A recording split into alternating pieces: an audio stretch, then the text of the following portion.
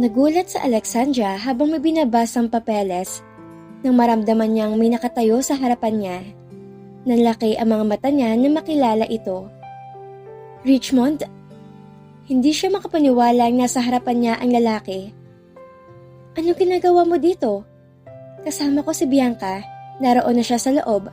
Abala ka kasi kaya hindi mo kami napansin. Ngumiti ito sa kanya. Nakasuot ito ng corporate attire. Saan kayo galing? Tanong na Alexandra dito saka tumingin siya sa paligid. Nagbubulungan ang mga tao sa labas. Halika nga sa loob. Hinila niya to sa opisina ni Enzo. Nakaupo si Bianca sa lamesa habang nakayuko ito sa harap ng asawa niya. Nagulat siya dahil naka-corporate attire din to. Hi Alexandra, busy ka kanina kaya hindi mo kami napansin ni Richmond. Ngumiti ito sa kanya. Halata ni Alexandra ang kaplastikan sa hitsura nito. Oras ng trabaho ngayon, hindi ba? Tanong niya sa babae, saka niya ginantihan ang ngiti nitong nakaka-bad trip. Mag-a-apply sana ako dito eh. Secretary sana na Enzo? Wika ni Bianca. May secretary na ako, Bianca, at sa Alexandra yon. Sagot ng asawa niya. E di, ipromote mo na lang siya. Request pa ng hitad. Napaikot ang mata na Alexandra sa sinabi nito. Ano bang alam mo sa marketing? Tanong niya. Wala. Sagot nito. Ano magiging trabaho mo kung ganon? Nakataas ang kilay niyang tanong. E di, tagapunas ng pawis ng baby ko? Proud nitong sabi. Naibuga ni Enzo ang iniinom na kape sa likuran ni Bianca. Oh my God! What the? I'm sorry. Inubo-ubo pa ito. Kumuha sa Alexandra agad ng tubig at binuksan ang bote. Let me do that. Inagaw ni Bianca ang bote ng mineral sa kanya. Napatanga na lang siya sa ginawa nito. Kumuha to ng tissue at pinunasan ang bibig at table ng lalaki. Wipe my back, honey. My God! Kumuhang asawa niya ng tissue at pinunasan ang likod ni Bianca. Nakatingin lang siya sa mga ito.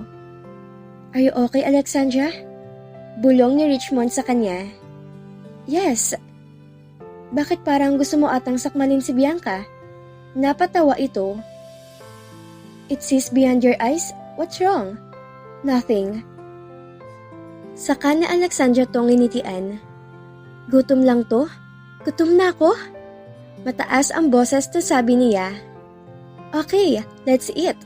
Sagot ni Richmond. Humawak siya sa braso ng lalaki pero maagap si Enzo para itong lumipad palapit sa kanila. Hep hep! Awat ni Enzo sa kanila. Bakit?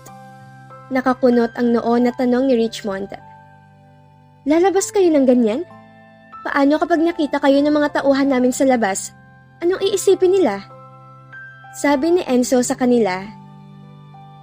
Ano namang pakaalam namin doon? Tanong ni Richmond. Alam nyo, tama si Enzo. Hindi dapat malaman ng mga taga rito na may ganitong ganap. Richmond, tayo ang magkasamang lalabas.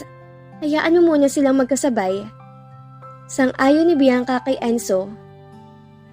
Baka makarating pa to kay Lolo. Malaman pang ginagawa natin. Oo nga no? Sabi ng lalaki. Halika na Bianca, nagugutom na daw sa Alexandra. Humawak si Bianca sa braso ni Richmond at naunang lumabas. Pagkasara ng pinto, iiwan na sana na Alexandra ang asawa niya. Ngunit napigilan ni Enzo ang kanyang braso. Stop flirting with him, okay? Banta ni Enzo sa kanya. Enzo? Nagalit ba ako na makipaglandian ka sa girlfriend mo? Diniinan talaga na Alexandra ang pagkakasabi ng girlfriend. Sinusumpatan mo ba ako? Oo, bakit? Huwag na tayong sumunod sa kanila. Gusto mo ba? Ikaw na lang ang kakainin ko. Hoy! Awat na Alexandra dito. Ang bunganga mo naman? Bakit? Totoong sinasabi ko. Pwede rin ako mag-eskandalo sa labas kung gugustuhin ko. Inirapan niya to. Nahintakutan sa Alexandra sa sinabi ng lalaki. Kaya nitong gawin yon Hindi ito basta pananakot lang. Alam niya kung hanggang saan ang kayang gawin ng asawa niya at kapag sinabi nito, ginagawa talaga. Napangiti naman ang lalaki. Yan! Dapat ganyan lang. Huwag ka masyadong matapang. Okay lang ako mapahiya. Ikaw, ready ka ba? Inis na inis siya dito. Bakit parang binablockmail siya ng lalaki? Wala naman siyang ginagawang masama dito. Gusto na nga niya itong bigyan ng kalayaan na makasama si Bianca na haliparot. Tapos ngayon, pinaaligid na sa kanyang bubuyog. Para tong palakang nagmamatapang. Sumabay na lang siya dito paglalakad at napilitang ngumiti pagkakita sa mga kasama. Baka mahalata pa ng mga ito na naiirita siya. Ang hindi niya maintindihan ay kung anong inaarte ng asawa niya. Hindi na Alexandra malaman kung may gusto ba ito sa kanya o sadyang nag-a-assume lang siya ng isang bagay na hindi naman kayang ibigay ng lalaki sa kanya. Masyado na siyang pinag-iisip ni Enzo ng kung ano-ano, ni hindi naman ito masabi sa kanya kung anong ipinaglalaban. Naiinis siyang isipin na pwede ito makipaglandian kay Bianca, samantalang siya hindi maaari. Ang tagal niyo naman. Kaagad humawak si Bianca sa braso ni Enzo. May pinirmahan lang akong papers. Sagot ni Enzo. Sa iisang car na lang ba tayo sasakay? Tanong pa ni Bianca. Pwede naman, sa sasakyan ko na lang. Sabi ni Richmond. Isang 4x4 na pick-up ang sasakyan nito. Ang ganda ng kulay, ang taas ng gulong. Sasakay na sana sa Alexandra sa likurang bahagi ng sasakyan nang sanggiin siya ni Bianca. Ha? Napamaang siya.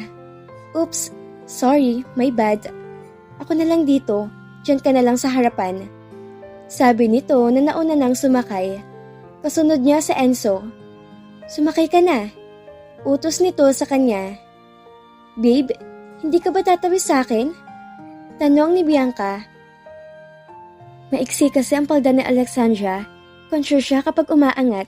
Madalas pa naman siyang makatulog sa biyahe. Kaya Alexandra up. Inalalayan pa siya ng asawa niya na makaakyat.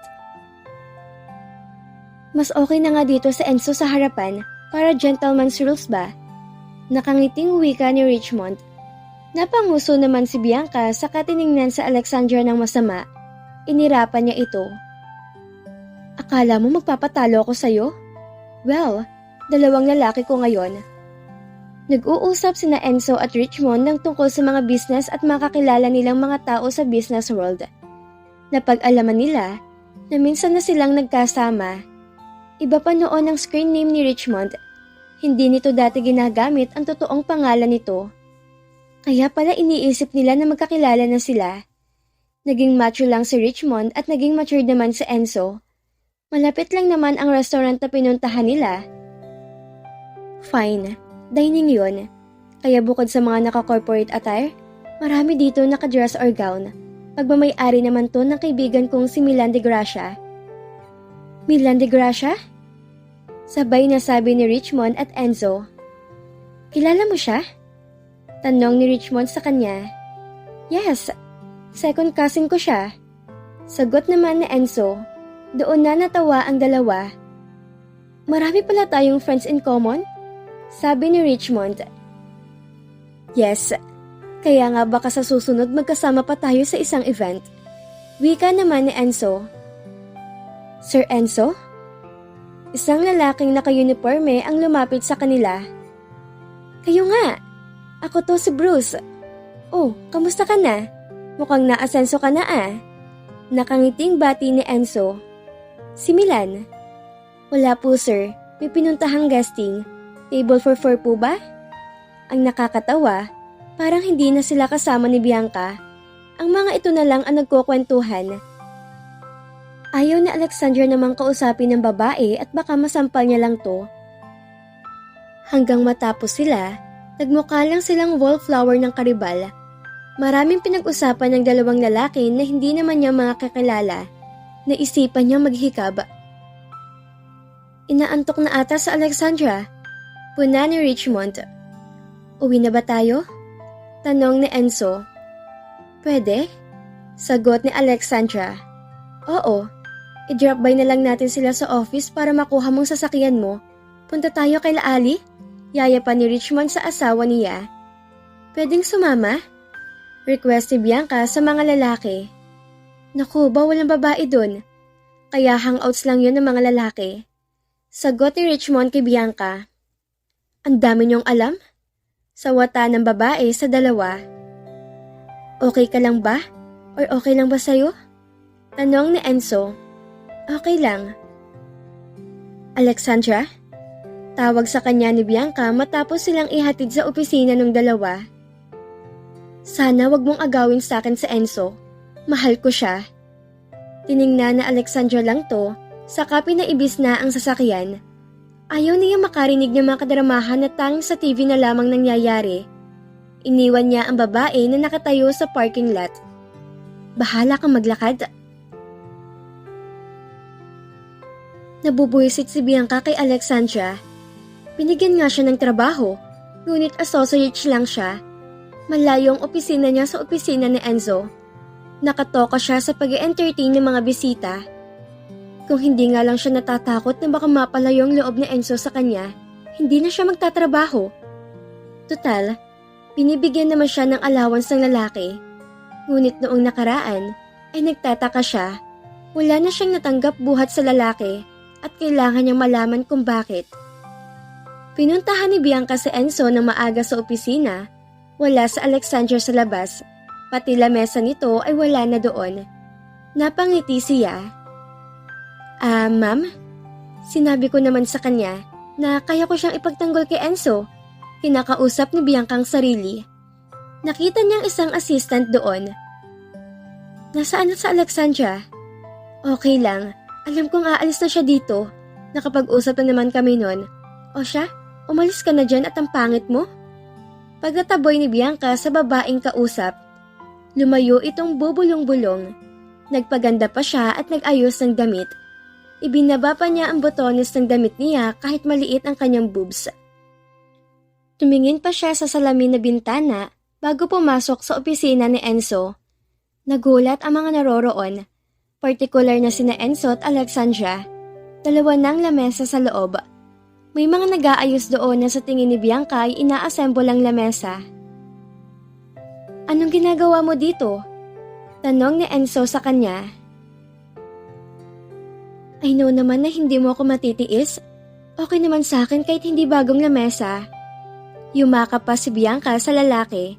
Nakatingin naman sa kanya sa Alexandra. It's okay, Alexandra. Mas bagay ka naman sa ibang lugar. Mag-DH ka na lang kaya, no? Ano sinasabi mo? Inalis ni Enzo ang mga kamay ni Bianca.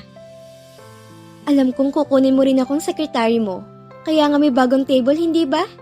Sa Alexandra ba? Sinisante mo na? Nawala ng lamesa niya sa labas eh. Naghahalusinate ka na naman, Bianca. Nilapitan siya ni Alexandra. Bakit naman ako papaalisin ng asawa ko? Asset ako ng kumpanya. Ibig sabihin, may silbi ako dito. Pasalamat ka na nga lang at trabahong office ang binigay ko sa'yo.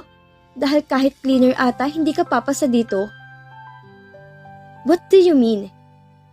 Iniinsulto ba siya ng babae? This is my table. Pinapasok na ni Lolo ang table ko dito sa loob para mabilis daw kaming makapag-usap ni Enzo.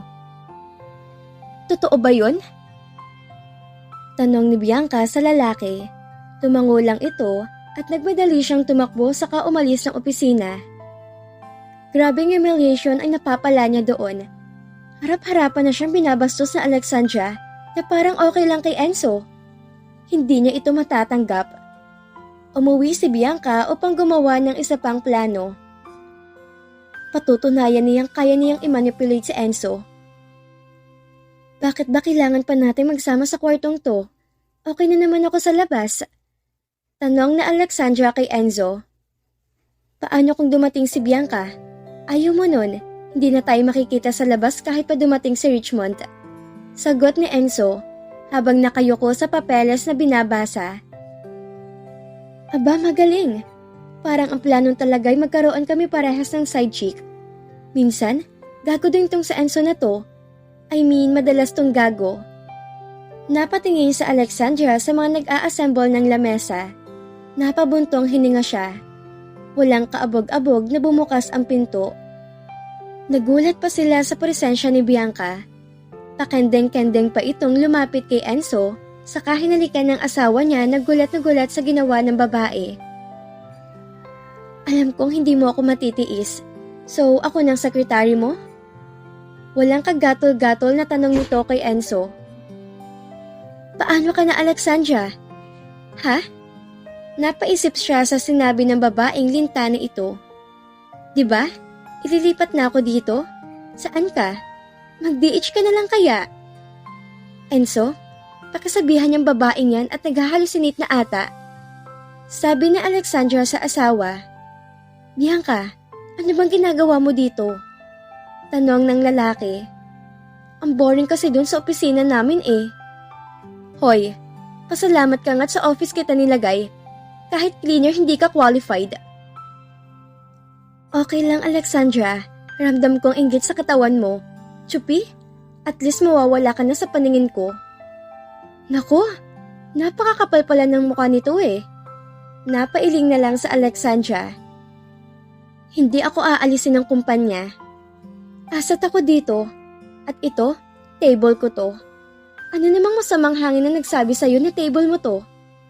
Gulat na gulat si Bianca. Hindi makapaniwala sa narinig. Totoo ba, Enzo? Halos maiyak ito. Tumangulang ang lalaki. Saka ni Alexandra ang inisihan si Bianca. Tumakbo ito palabas na hindi man lang nililingon si Enzo kahit tinatawag siya ng huli. Ayaw na sana na Alexandra tong patulan, ngunit sadyang makapalang mukha nito.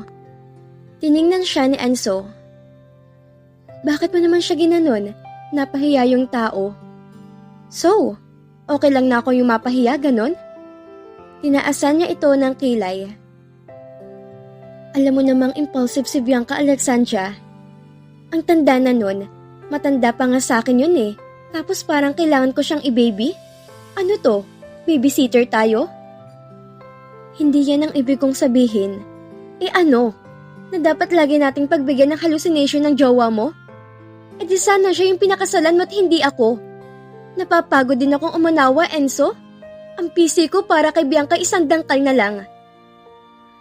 Nanahimik na lang si Enzo bago tuluyang lumabas ng opisina. Hindi ako basta magpapatalo sa mga katulad nyo. Bulong na Alexandra saka naupo sa swivel chair. Pinanood na lang niya ang mga eroplano na dumadaan sa himpapawid at ang mga ibon na nag-uunahan sa langit. Kailan mo marirealize na ako ang para sa'yo? Huwag mong hintayin ng oras na sumuko na ako.